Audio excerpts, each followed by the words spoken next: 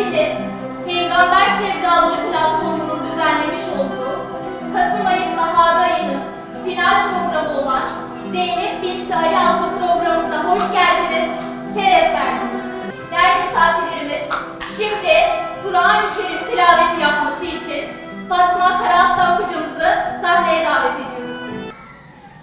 لَقَدْ صَدَقَ اللّٰهُ رَسُولَهُ الرُّؤْيَا بِالْحَقِّ لَتَدْخُلُنَّ الْمَسْجِدَ الْحَرَامَ إِنْ شَاءَ اللّٰهُ. Biz kimliyiz? Kim olduğumuz hiç önemli değil. Önemli olan kimler gibi olmak istediğimizdir. Mümkün olsaydı Hazreti Hatice kadar fedakar, Hazreti Asiye kadar korkusuz, Zeynep Gazali kadar sert ama mert, Hazreti Meryem kadar iffetli, Hazreti Nesibe kadar cesur, Hazreti Zeynep kadar mücadeleci, Hazreti Fatıma kadar hayalı, Hazreti Ayşe kadar alim, Ümmü Eymen kadar peygamber aşığı, Hazreti Sümeyra kadar sabırlı, Ümmü Süleym kadar takvalı, Havva binti Zeyd kadar imanında samimi olmak isterdim. Kim olduğumuza gelince, başkalarına hadlerini bildirmek yerine haddini bilmek için dünyaya gönderildiğine inanan gariban kullarız. Evet değerli misafirlerimiz, şimdi de açılış konuşmalarını yapmak için Öznur hocamızı sahneye davet ediyoruz. Muhterem ve kıymetli misafirler, hanımefendiler, Peygamber Sevdalılarının 2015'ten bu yana düzenlemiş olduğu Sahabe Ayı programımıza hepiniz hoş geldiniz, sefalar getirdiniz. Teşriflerinizden dolayı hepinize ayrı ayrı teşekkür ve şükranlarımızı Peygamber Sevdalıları Vakfı adına sizlere sunuyorum. Efendimiz Aleyhisselatü Vesselam biliyorsunuz ki karanlık bir dönemde insanlığın saadet-i dâreyn olarak anımsadığı ve anlattığı, bizlerin de saadet asrı olarak bildiği o karanlık dönemi aydınlığa ve saadet asrına çevirmişlerdir. Şimdi de Zeynep Binti Ali adlı konuşmasını yapması için Hümeyra Yılmaz hocamızı sahneye davet ediyoruz. Euzubillahimineşşeytanirracim. Bismillahirrahmanirrahim. Elhamdülillahi Rabbil alemin. Esselatu vesselamu ala Resulina Muhammedin. Ellezî elhamdülillahi ala nimetil İslam. Elhamdülillahi ala nimetil iman. Elhamdülillahi ala nimetil Kur'an. Elhamdülillahillezî hedâna lihâzâ ve mâ kunnâ linehtediye levlâ en hedânallâh. Laqad câet Resûlü Rabbina bil hakk. Sallu ala Resulina Muhammed. Sallu ala kurrati a'yunina Muhammed. Allahümme salli ala Resulina Muhammedin ve ala ali Resulina ve nebiyyina Muhammed. Rabbena atina min ledunke rahmeten ve heyyi lena min emrina raşeda. Evet, Hazreti Zeynep, Es-Seyyidetü Zeynep binti Ali, Hazreti Muhammed'in ilk kız torunu olarak bilinmektedir. Hazreti Ali ve Fatıma'nın kızlarıdır. Hicretin 5. veyahut da 6. yılında dünyaya gelmiştir. Hazreti Muhammed sallallahu aleyhi ve sellem o dünyaya geldiği anda onu kucağına alıp, öpüp, koklayıp etrafındakilere şöyle demiştir. Burada bulunanlar ve bulunmayanlar benim sözümü iyi bellesinler.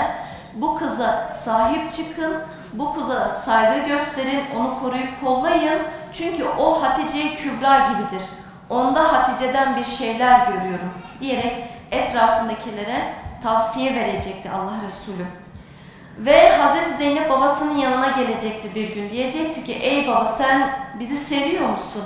Babası diyecekti ki tabii kızım ben sizi nasıl sevmem? Siz benim kalbimin meyvelerisiniz. Elbette ki seviyorum. Hazreti Zeynep o küçük yaşına rağmen diyecekti ki hayır baba bir kalpte iki sevgi olmaz, olamaz. Eğer olacaksa sevgi Allah için, şefkat ve merhamet de bizim için. ve tarihe damga vuran bu lafları kaydedilecekti tarihçiler tarafından. Eğitimiyle bizzat babası ilgilenmiştir. Biliyorsunuz Hazreti Ali ilmin kapısıydı. Onun kontrolü altında tahsilini görmüş, hatta o kadar ileri bir dereceye gelmiştir ki namı şöyle yürümüştür. Akiletü Beni Haşim, Beni Haşim'in akil kadını. Akil demek yani belli bir seviyeye ulaşmış, belli bir dereceye gelmiş. O derece ki artık soru sorulan derece, kendisine danışılan bir merci olmuştur kendisi.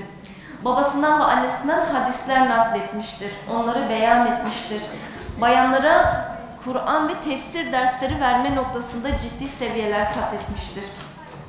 Başka bir özelliği ise gece namazlarına aşırı derecede düşkün olmasıydı. Ömrü boyunca gece namazlarını terk etmediği söylenmektedir. Sabır makamının öncü isimlerindendi kendisi. Hatta o derece ki ağabeyi Hüseyin'in kanlı bedenini boğazından ayrıldığını görüp Allah-u Teala'ya ellerini kaldıracak ve diyecektir ki Allah'ım bu naciz kurbanımızı ve yolunda öldürülmüş bu şehidimizi bizden kabul buyur. Bakın o kadar dehşet bir noktadır ki bu. Yani inanılmaz. Ve onun çok meşhur lakapları vardır. En meşhurlarından bir tanesi Er-Raziye bil kader vel kazadır. Kader ve kazaya razı gelen, razı olan. Bu şerefli hanım binbir çeşit zorluk ve sıkıntılara rağmen hepsinde yalnız, kimsesiz, çaresiz, boynu bükük bir şekilde mücadele etmiştir. Lakin hiçbir şekilde bunları yaşarken herhangi bir taviz, herhangi bir esneklik, herhangi bir zalimin zulmüne boyunduruluk altına girme gibi bir şey söz konusu olmamıştır. Allah'ın kendisinden razı olduğu bir kul olarak ömrünü tamamlamıştır. Cesarette zirve bir makamdaydı. Her yönden mükemmeldi. Son derece akıllı, ahlaklı, dirayetli, duygulu, hitabetli, fesahatli ve basiretli bir Müslüman hanımefendiydi. Evlilik çağına geldiğinde Hazreti Ali onu uzun zamandan beri düşündüğü bir isimle evlendirmeyi düşünüyordu. O da kardeşinin oğlu Cafer bin Abdullah'tı. Lakin iki şartı vardı. Evlendirmeden önce diyecekti ki eğer kızımla evlenmek istiyorsan iki şartım var, onu kabul etmek zorundasın. Bunlardan bir tanesi, daha doğrusu ikisi de Hazreti Zeynep'in Hazreti Hüseyin'e olan aşırı derecedeki düşkünlüğünden dolayıydı. Hazreti Zeynep her akşam Hazreti Hüseyin'i görecek, sen buna izin vereceksin ve Hazreti Hüseyin nereye giderse gitsin, Hazreti Zeynep ona eşlik edecek, sen yine buna izin vereceksin. Ve bu akit sayesinde, bu akidin kabul edilmesi sebebiyle nikah akitleri gerçekleşiyor. Çok mutlu bir evlilikleri oluyor. Çok güzel çocukları oluyor. Hatta o çocuklarının bazılarını Kerbela'da şehit verecek. Ve hicretin 40. yılında Hazreti Ali zalimlere karşı direnirken şehit ediliyor. Ve Hazreti Zeynep buna şahitlik edecekti. Derken Hazreti Hasan Muaviye'ye karşı direnirken hak ve batıl savaşında şehit olunanlardan olacaktı. Ve derken sıra Hazreti Hüseyin'e geldi. Yani o büyük olay Kerbela. Ve Hazreti Zeynep yine ayakta, yine dimdik ayakta, kardeşinin yanı başında, tıpkı babasının ve diğer kardeşinin yanında olduğu gibi.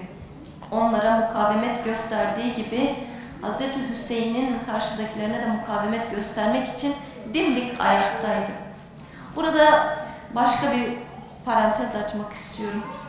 Hazreti Hüseyin'e olağanca kuvvetle davet vardı. Ey Hüseyin gel, ne olursun gel. Sen gel ki bizi kurtar. Sen gelmezsen eğer batıl zulmüne devam edecek. Batıl bizi bitirecek. Hazreti Hüseyin ki Resulullah'ın terbiyesinden geçmiş, onun tedrisatından geçmiş bir insan. Asla ve asla mazlumun bu aciz, bu çaresiz davetini karşılıksız bırakabilecek bir derecede değildi. Kabul etti ve yola çıktı. Hazreti Zeynep de kabul etti. İki kabulleniş, iki yaren bir arada yola revan oldular Ehl-i Beyt.